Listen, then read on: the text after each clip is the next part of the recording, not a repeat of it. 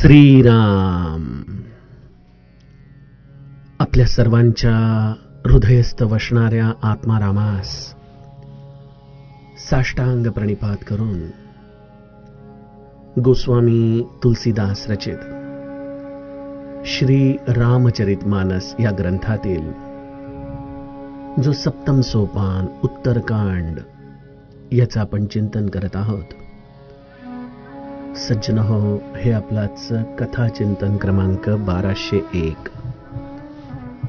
आपण गेल्या चिंतन प्रवाहामध्ये प्रभू रामचंद्रांचं कृपा पात्र होणं म्हणजे नेमकं काय असतं, त्यासाठी जे जीवनात मुमुक्षत्व यायला पाहिजे, जे भगवत प्राप्तीची तृष्णा आम्हाला लागली पाहिजे, हेच भगवंताची कृपा हृदयामध्ये साठवण्याचं एकमेव साधन आहे. सत्संगतीच्या आधाराने तो भ्रम आपला मिटतो. गरुड देखील तीच आपल्या जीवनातली अवस्था अनुभवतोय. मनातले सगळे संशय भुशुंडींच्या बरोबर संवाद करताना कुठच्या कुठं पळून गेलेले आहेत आणि त्यामुळे भुशुंडी गरुडजींचं निमित्त करून तुम्हा आम्हा सर्वसामान्य जीवांना भगवंताच्या चरणी प्रेम निर्माण होण्यासाठी या भक्तीचे वेगवेगळे आयाम समजावून सांगत आहेत. भुशुंडींना देखील मनाला अत्यंत समाधान झालंय, कारण गरुडासारखा एक अधिकारी श्रोता त्यांना प्राप्त झाला आणि अशा अधिकारी श्रोत्याच्या समोर ही भगवत कथा सांगताना भुशुंडी म्हणतात की मी तुमच्यापासून कुठलंही रहस्य लपवू इच्छित नाही. जे जसं आहे तसंच्या तसं तुम्हाला जणू माझं हृदय उघड करून तुमच्याशी मी संवाद करतो. अशा रीतीने अत्यंत प्रेमाने भगवंताची ही कथा भुशुंडी गरुडाला सांगत आहेत. सज्जनो, कालच्या टप्प्यामध्ये आपण या 74व्या दोह्याच्या 2 चौपायांचं चिंतन बघितलं. कालच आपल्या सर्व चौपायांचं गायन झालेलं असल्यामुळं उर्वरित 2 चौपाया आणि 2 दोहे याचा विस्तार आपण आजच्या कथा विभागामध्ये बघणार आहोत. काल आपण कृपा पात्र या शब्दाचा विस्तार बघत होतो. राम कृपा भाजन तुम ताता, तुम्ही राम कृपेचे पात्र आहात. अशा रीतीने भगवंताच्या या दासाची महती, गरुडजींची महती भुशुंडी आपल्याला सांगत आहेत. सज्जनो, भगवंताची कृपा म्हणजे काय असा एक मनामध्ये विचार या चौपाईच्या निमित्ताने येऊन जातो. आपणास काय वाटतं, कृपेचा अर्थ नेमका काय आहे? मनामध्ये इच्छा निर्माण होणं आणि ती इच्छा पूर्ण होणं ही भगवंताची कृपा आहे का, जे आपल्या कल्याणासाठी आहे, ज्याची मला आज कदाचित जाणीव नाही, परंतु तेच माझ्या जीवनामध्ये नित्य निरंतर घडत राहणं, कदाचित ती गोष्ट माझ्या मनाविरुद्ध असली तरी देखील त्यामध्ये असलेल्या भगवंताच्या कृपेचा स्पर्श जाणवणं, यामध्ये आपलं परमकल्याण, परमकृपा दडलेली आहे. नेमकं याचं उत्तर काय? आमच्यासारखे सामान्य जीव तर प्रपंचामध्येच अनुकूलता शोधण्यामध्ये व्यग्र असतात.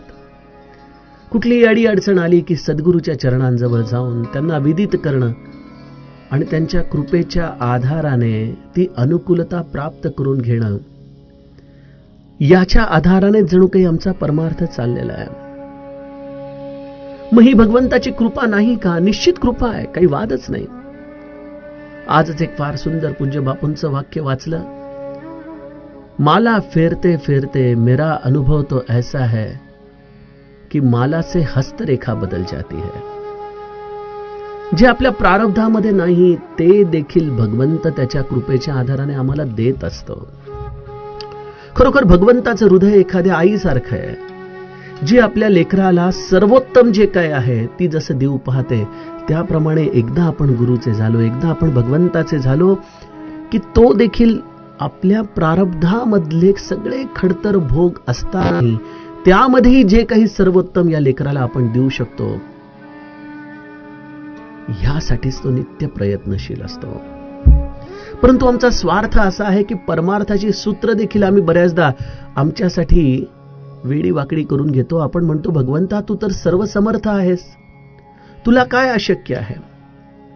जो श्रीकृष्ण सुदाम्याला असा धनधान्य संपन्न करून टाकू शकतो, तोच हा परमात्मा आमच्यासारख्या सामान्य जीवांची देखील दुःख दूर करू शकतो ना. मग ही परीक्षा कशासाठी? हे सगळं जीवनाचं खडतर प्रारब्ध तू क्षणामध्ये मिटवून टाक आणि आमचं जीवन आनंदीमय करून टाक. खरोखर सज्जनो, जेव्हा अगतिकता येते जीवनात, तेव्हा हा आपला सगळ्यांचाच स्वाभाविक धावा असतो. मी देखील माझ्या व्यवसायामध्ये बऱ्याचदा जेव्हा खूप कटकटी वाढतात, तेव्हा मनामध्ये एकच प्रश्न म्हणतो, अरे रामा, का मांडला रे बाबा हा एवढा मोठा प्रपंच? शेवटी काय दाल रोटीच खायची आहे ना, पण मग हा एवढा सगळा व्याप मांडायची काय गरज आहे? स्वतःवरती हसण्याची ही कला आहे की या सगळ्या कटकटींमधून जो आनंद आम्हाला प्राप्त करायचा आहे, तो बऱ्याचदा त्या वस्तूंच्या आधाराने आम्हाला मिळतच नाही. जे प्राप्त व्हावं ह्यासाठी आम्ही भगवंताची आराधना करतोय, ती वस्तू प्राप्त झाल्यानंतरही आनंद नावाची गोष्ट त्याच्यापासून वेगळीच राहते. त्यामुळे नेमकं कृपेच्या आधाराने मनासारख्या गोष्टी घडून येण्यामध्ये देखील अपूर्णताच आपल्याला जाणवत असते. त्यामुळे कृपा या शब्दाचा अर्थ जो नाथांनी भागवतामध्ये आपल्याला सांगितलाय की परमक्षेम, परमकल्याण. शिव या शब्दाचाच अर्थ मुळी कल्याण आहे. जो माझं परम कल्याण साधून देईल ती भगवंताची खरी कृपा. परम कल्याण कशामध्ये आहे? पहिली गोष्ट, जे जसं आहे त्यामध्ये समाधान टिकवणं, आनंद टिकवणं, हे दृश्य जगाच्या दृष्टीने भगवंताच्या परमकृपेचं दर्शन आहे. परमकृपेचं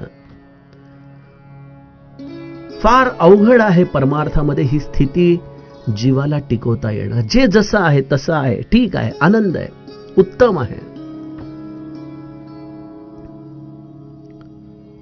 अशा या आनंदामध्ये राहता येणं हे जीवाला केवळ भगवंताच्या परमकृपेने शक्य होतं. आणि म्हणून श्री महाराज वारंवार आम्हाला उपदेश करतात की बाळांनो, समाधानात राहा, समाधानात राहा. ही एक अभ्यासयुक्त कला आहे. प्रत्येक वेळेला मनाला बांध घालणं, त्याला समाधानात ठेवता येणं, ही प्रसन्न चित्ताची अवस्था टिकवता येणं, हाच खऱ्या अर्थाने भगवत कृपेचा प्रसाद आहे. आणि पारलौकिक दृष्टीने परम कल्याण आहे जीवाला शिवाची भेट घडवून आणणं.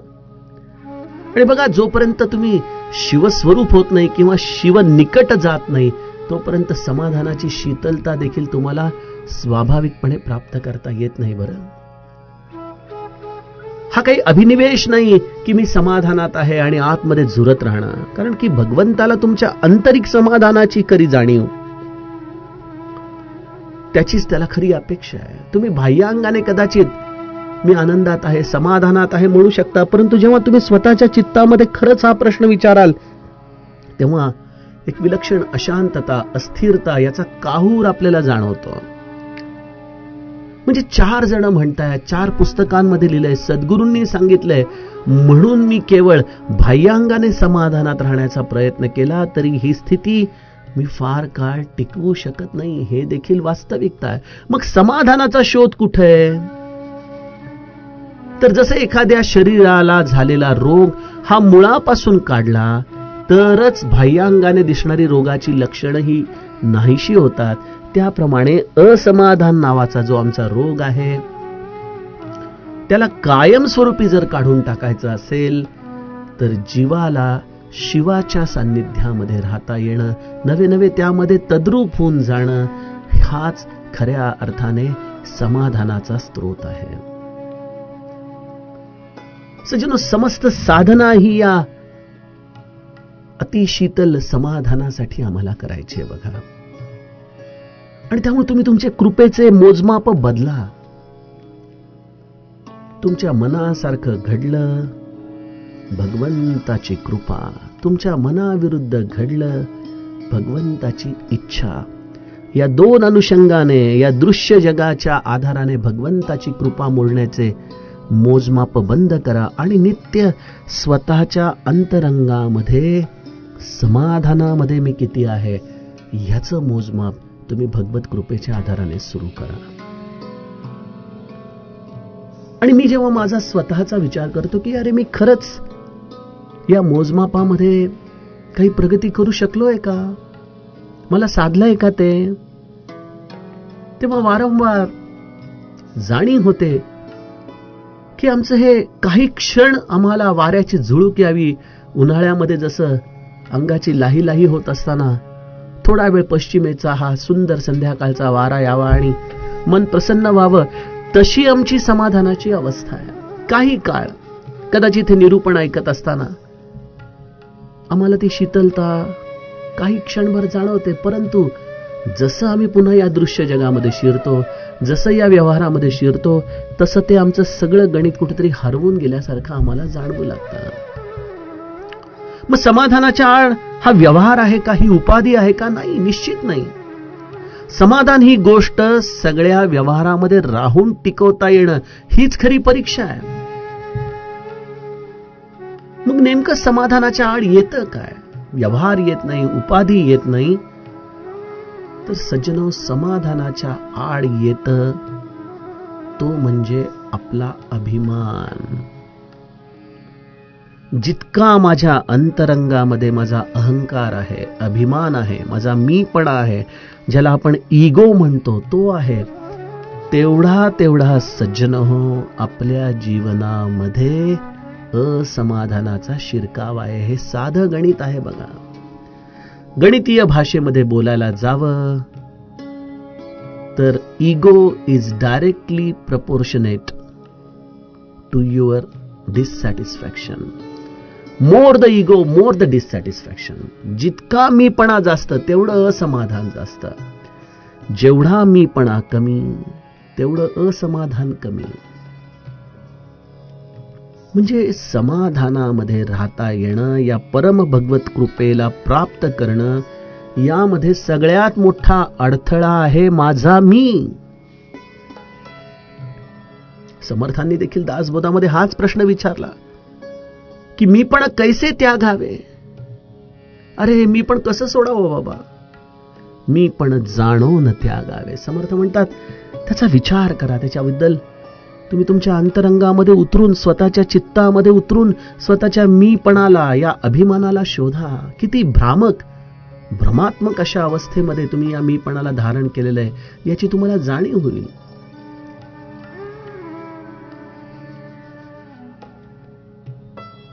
सज्जनो, एक मार्ग आहे मीपणाचा. विवेकाच्या आधाराने स्वतःचा शोध घेणं, स्वतःची असलेली दुर्बलता, हतबलता याला स्वीकारणं. आपण फार कफ पदार्थ आहोत या ब्रह्मांडामध्ये. रवींद्रनाथ टागोरांचा तो मी प्रसंग सांगायचो ना, की जेव्हा ते कारवारला यायचे तेव्हा लोक म्हणायचे, अहो एवढं पश्चिम बंगाल पासून तुम्ही कोकणात कारवारला येता, का आवडतं तुम्हाला एवढं कारवार? म्हणाले इथली ही पांढरी शुभ्र अत्यंत बारीक कणांची वाळू मी बघायला येतो, कारण मला लक्षात येतं की त्या वाळूच्या कणाचं अस्तित्व जेवढं ब्रह्मांडामध्ये आहे त्याही पेक्षा बारीक, त्याही पेक्षा सूक्ष्म असं माझं मीपण आहे. या वाळूच्या अनुषंगाने मला माझ्या मीपणाची जाणीव होते, म्हणून हा समुद्र किनारा मला आवडतो. सज्जनो, खरोखर आज आम्ही या भ्रमात्मक मीपणामुळं स्वतःच्या अस्तित्वाला ब्रह्मांड एवढं करून टाकलंय. आणि खरं तर जे या ब्रह्मांड नायकाला जाणण्यासाठी या भगवंताने आम्हाला हे जीव पण दिलेलं आहे, ते मात्र आम्ही या अहंकारामुळं कुठेतरी अकारण घालवून बसलेलो आहे. मग यासाठी एक मार्ग आहे विवेकाचा, जो मी दासबोधाच्या आधाराने सांगतोय, रवींद्रनाथ टागोरांच्या आधाराने सांगतोय. आणि दुसरा मार्ग आहे जो तुम्हा आम्हा प्रत्येकाला जमू शकतो, तो आहे शरणागतीचा. आहे बाबा माझ्यात मीपणा, आहेत माझ्यात अहंकार, आहेत माझ्यात अनंत दोष. मी असमाधानी आहे, मला समाधान हवंय. समाधानाच्या अभावी मला ही सर्व औषधं घ्यावी लागत आहेत.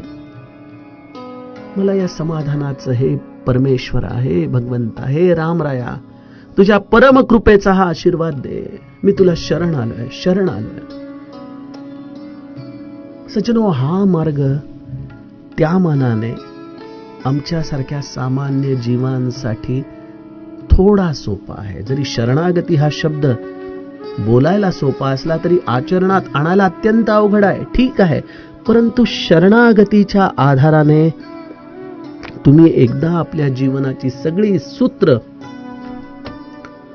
गुरुरायाच्या, रामरायाच्या चरणी सोपवली की तुमच्या अंतरंगातल्या या मीपणाला, या अहमपणाला वगळून टाकणं, त्याचं विसर्जन करणं, याची जिम्मेदारी श्री महाराजांकडे लागते. सुनहु राम कर सहज सुभाव, जन अभिमान न राखही काव. प्रभू रामचंद्रांचा हा सहज स्वभाव आहे की ते भक्तामध्ये कधीही अभिमान राहू देत नाहीत. हे भगवंताच्या परम कृपेचं फळ आहे. जेव्हा माझा अभिमान हा संपूर्णपणे लयाला जाईल, समजावं भगवंताने परम कृपा केली आपल्यावरती त्याची. बघा, रामाने त्याच्या चरित्रामध्ये सगळ्या जीवांना जवळ केलेलं आहे. ते त्यांच्या अंतरंगातल्या अभिमानाप्रमाणे जवळ केलेलं आहे. बघा, केवटाकडे काय होतं? निस्वार्थता होती, निराभिमान होता, जीवन जगण्याची सहज शैली होती. भगवंताला तो परमप्रिय झाला. या उलट ऋषी मुनींना आपल्या या अभिमानाची तिलांजली देण्यासाठी, ही सहजता आणण्यासाठी तपस्या करावी लागलेली आहे. जशी जशी ज्याची तपस्या पूर्ण होत गेली, ज्याचं मी पण संपत गेलं, रामराया त्याच्या आश्रमामध्ये जाऊन उभा राहिलेला आहे. तोच राम रावणाला देखील त्याच्या परमहित साधण्यासाठी त्याच्या दारात गेला, परंतु त्याचा अभिमान इतका चिवट होता की त्याच्यावरती रामबाण हा एकच उपाय होता. रामाने देखील रावणाला तोपर्यंत खेळवलं जोपर्यंत त्या स्वतःच्या अहमची, मीपणाची तिलांजली देत नाही. म्हणजे भगवंताने हे युद्ध लढून एक प्रकारे रावणाच्या अहमला मारून त्याचं देखील परम कल्याणच केलेलं आहे. त्यामुळे रामाचा हा सहज स्वभाव आहे की तो भक्तामध्ये कधीही अभिमान राहू देत नाही. कारण अभिमान ही एकच गोष्ट आहे जी तुम्हाला पुष्पक विमानामध्ये बसण्यापासून थांबवत असते. मी नेहमी गमतीने म्हणतो ना की पुष्पक विमानाचा बोर्डिंग पास पाहिजे असेल तर अभिमान रूपी मूल्य तुम्हाला संपूर्णपणे ओतलं पाहिजे. तेव्हा कुठं भगवंताच्या विमानामध्ये तुम्हाला प्रवेश मिळेल. पुष्पक विमानात प्रवेश म्हणजे काय? भगवंताच्या निजधामी स्थान, ज्या स्थानापासून पुन्हा कर्म आम्हाला खाली खेचून आणत नाही, जे स्थान आम्हाला पुन्हा जन्म मृत्यूच्या चक्रामध्ये टाकत नाही. संस्कृत मूल सूल प्रद नाना, सकल शोकदायक अभिमाना. अरे, आज आम्हाला दुःख भोगावं लागतंय. समर्थांच्या भाषेत सांगायला जावं तर जन्म शोकाचा सागर, जन्म दुःखाचा अंकुर, जन्म भीतीचा डोंगर चळेना ऐसा.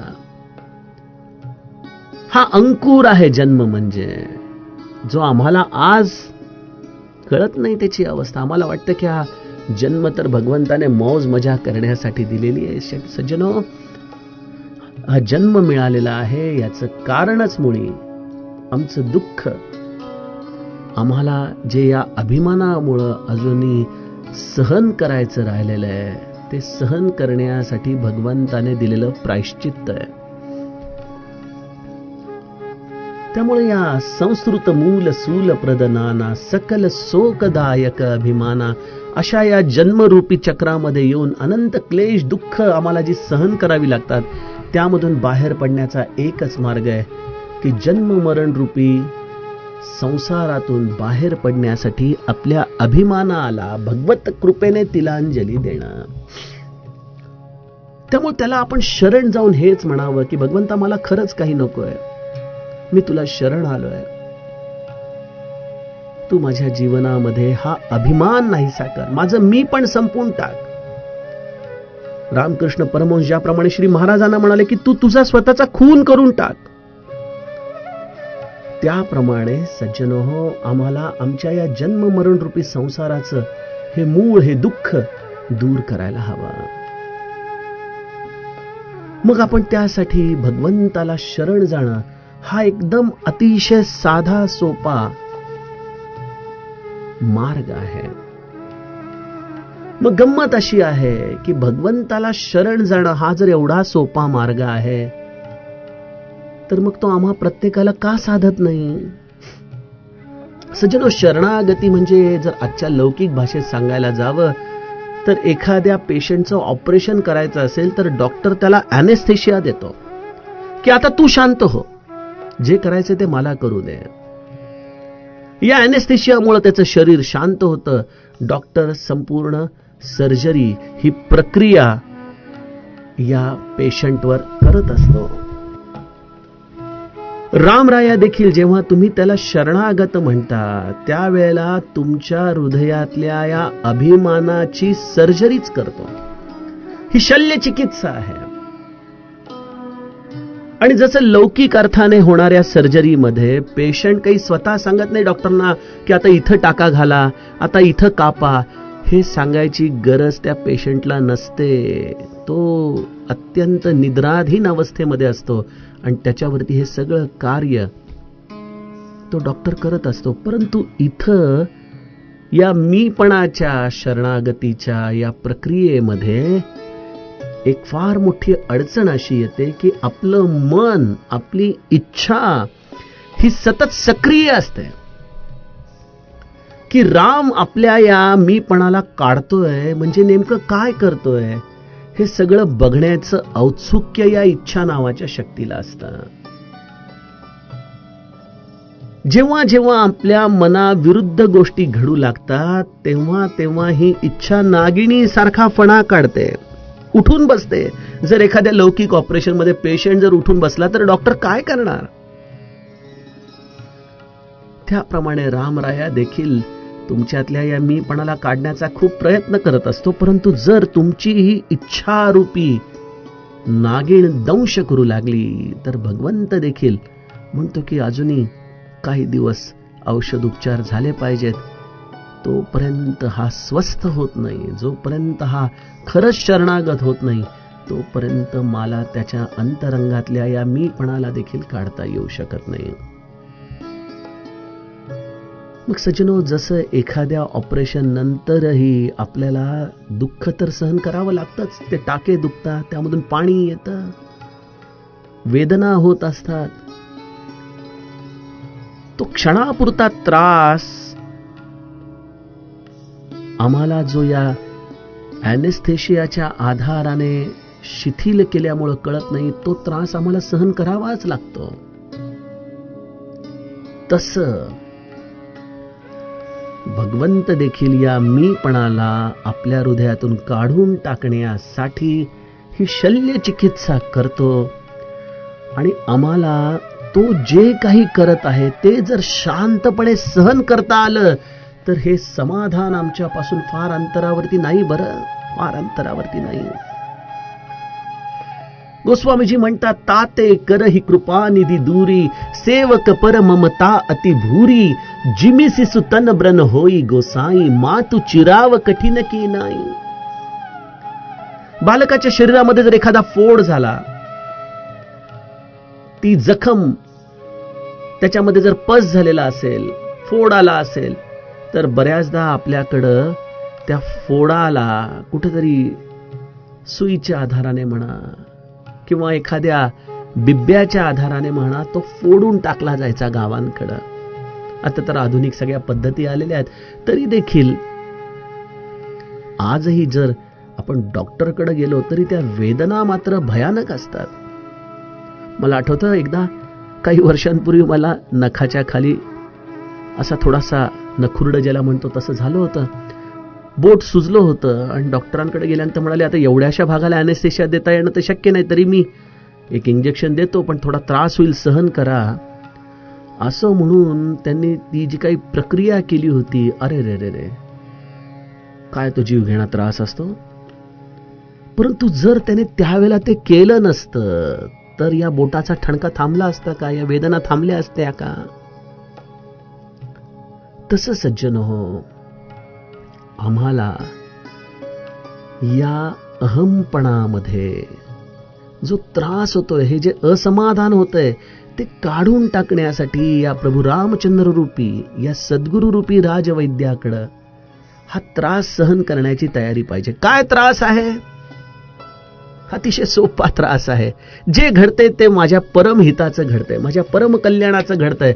No complaints, no complaints. पूज्य बाबा म्हणायचे ना की साधकाला जर साधायचं असेल तर तक्रार बंद केली पाहिजे. त्यांनी कुठल्याही परिस्थितीमध्ये तक्रार न करणं, मानसिक पातळीवर. वाचिक पातळीवर तर आम्ही उत्तम अभिनय करतो, मानसिक पातळीवरती देखील तक्रार न करणं, हीच ती शल्यचिकित्सा आहे. आणि ही भल्या भल्यांना जमत नाही.